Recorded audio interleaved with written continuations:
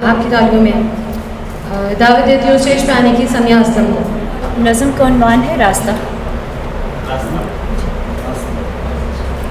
उड़ी थी आग से गुजरी थी, उड़ी थी आग से गुजरी थी, अपने पर जलाए थे तुम्हें पलकों से छूने को, तुम्हारी आँख में एक अक्स बनने को।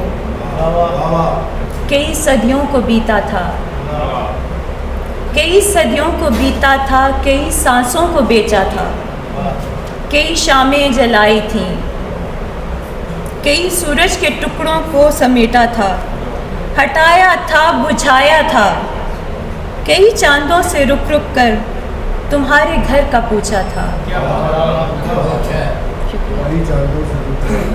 कई चांदों से रुक रुक कर तुम्हारे घर का पूछा था, कहाँ आसान था रास्ता, बहुत मुश्किल से ढूंढा था। एक और नज़्म है, इसका उन्वान है खौल। खौल के ऊपर खौल चढ़ा है, पर्त के अंदर पर्त। खौल के ऊपर खौल चढ़ा है, पर्त के अंदर पर्त। पर्तों को मैं खोलती जाऊं, कुछ ना पाऊं बीच। ज़ात समंदर इतना गहरा, रास्ते सब गुरपेच। रोज़ नई एक आस का गोता, रोज़ नई एक प्रेम। आज मिले कोई नाम निशान, आज तो होवे जीत।